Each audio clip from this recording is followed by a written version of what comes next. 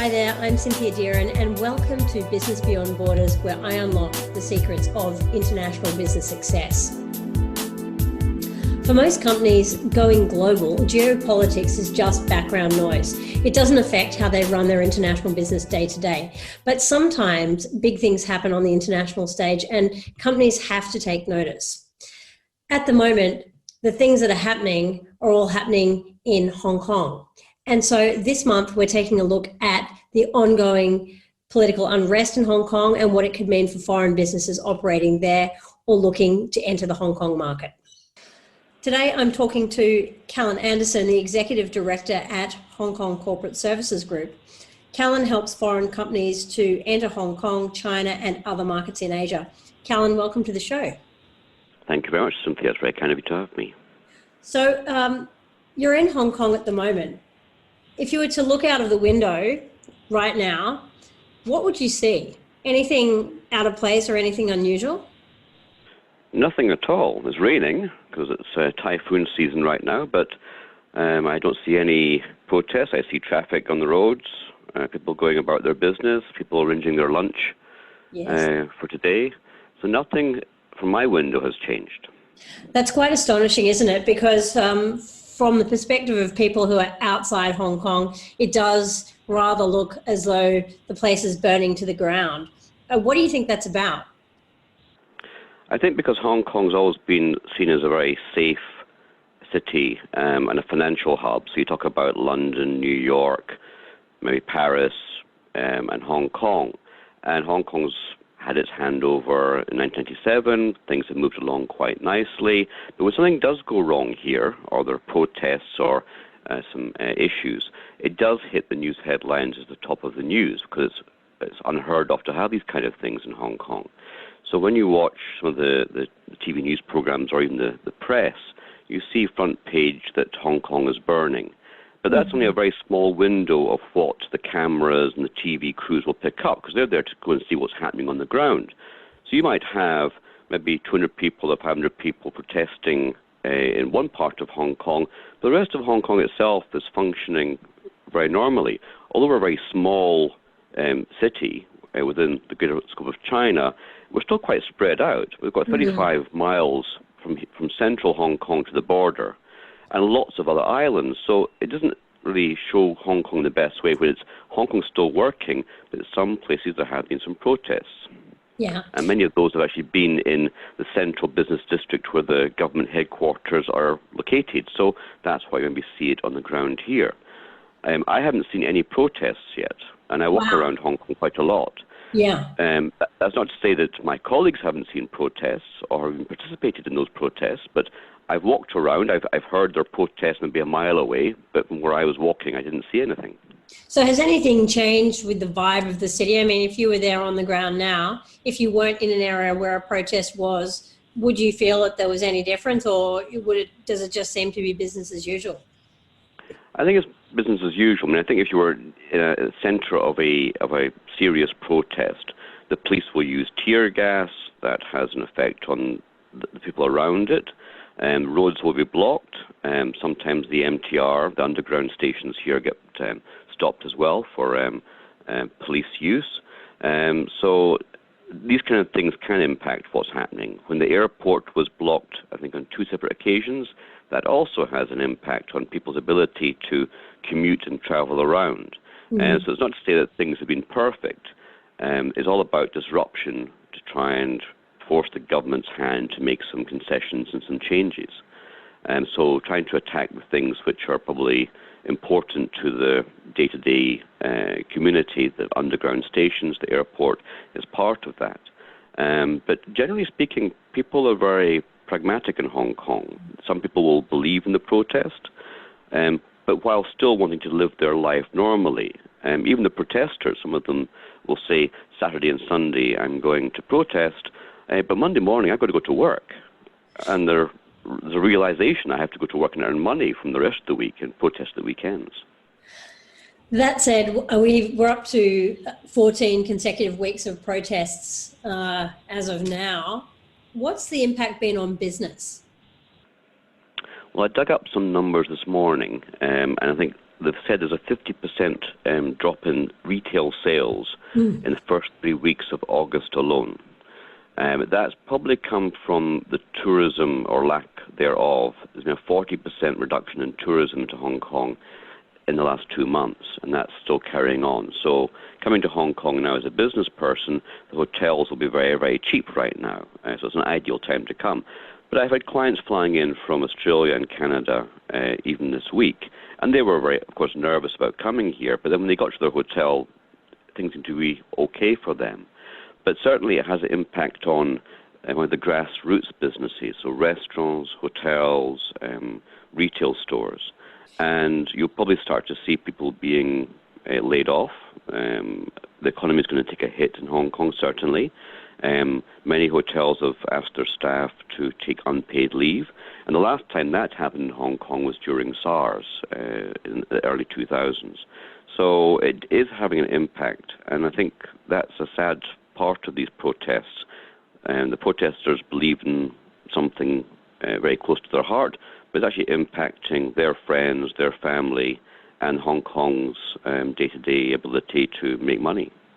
What do you see the medium-term impact on international businesses is likely to be? For international business, I don't see much impact at all. There's actually a lot of large chains actually still coming to Hong Kong, launching new operations here. So they haven't really held back. Many clients are using Hong Kong as their... I talk about going to China like going to Mount Everest. You wouldn't climb up Mount Everest in day one. You would go to a base camp first of all, and then another base camp. And the first base camp you're going to go to is Hong Kong before you go to China. So many of our clients are doing work in China, but they use Hong Kong as their hub for their business and their contacts. So that has not changed at all. People still value the importance of Hong Kong. There was discussion about people using Singapore, and Singapore is a great base in Asia as well, but yet it hasn't got the same taxability and benefit as Hong Kong does with relation to China. So people are still using Hong Kong.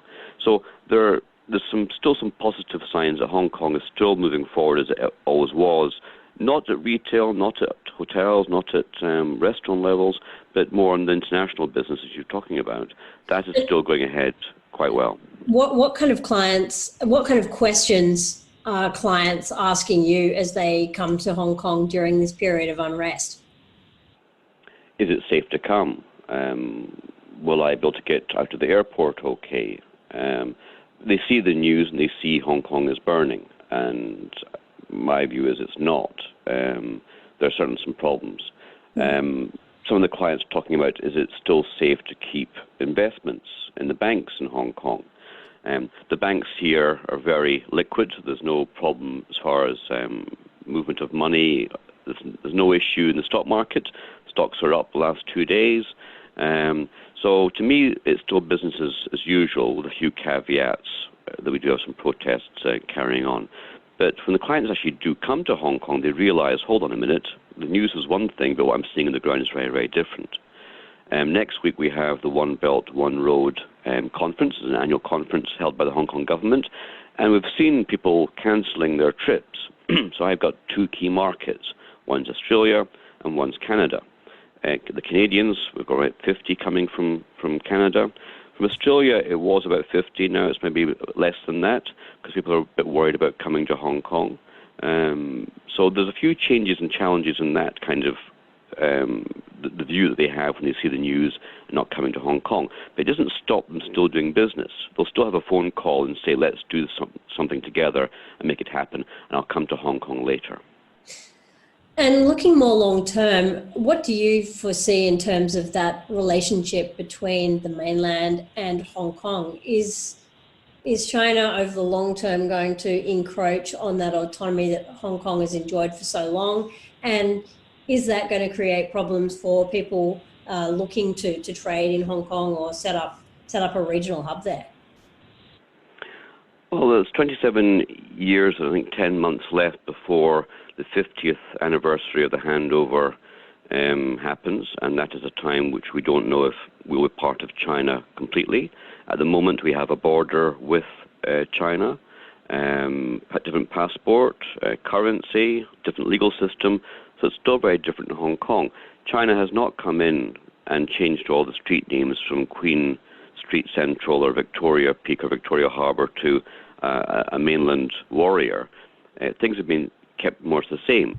Certainly China has shown a lot more interest in Hong Kong since Xi Jinping took over power.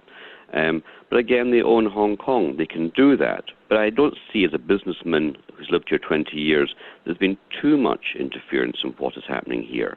If there has been anything, it's because the government has allowed China to have more vision and view of what's happening in Hong Kong and its future growth. China still depends a great deal on Hong Kong being a separate autonomous region within China.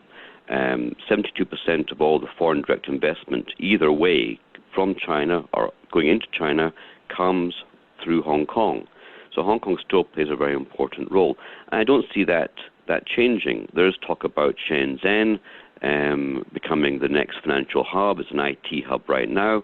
But build it and you will come is not going to be the way it's going to work. People who are Western businesses like the fact that Hong Kong has English common law, that the courts do work. And the fact that we've had protesting for 13 weeks in Hong Kong and China has not really interfered is a sign that the one country, two systems actually has worked.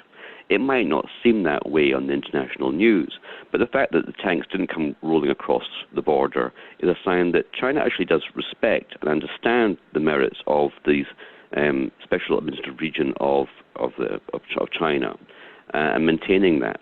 And I think everyone hopes that the protests will burn themselves out and it'll come to a point where there is a negotiation. Currently, it's still quite young, the protesters. They have an idealistic view of what they want, and we're allowing them to protest that and want that. But it's about how do you let them down gently to realize that it's not going to be democracy in Hong Kong. It wasn't democracy under the British, and it's not democracy now. But we have a few more votes than we ever had under the British rule in Hong Kong now. So there have been some positives happening here. And so for businesses operating in Hong Kong or looking to Hong Kong as a base for Asia, what would you say? Full steam ahead? Full steam ahead.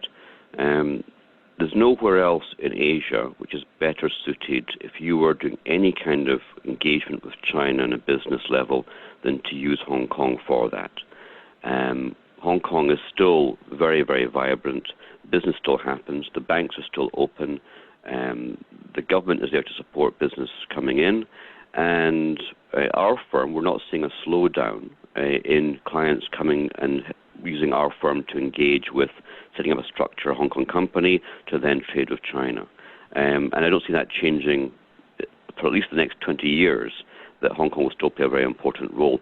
But for international business, but also for Chinese companies as well.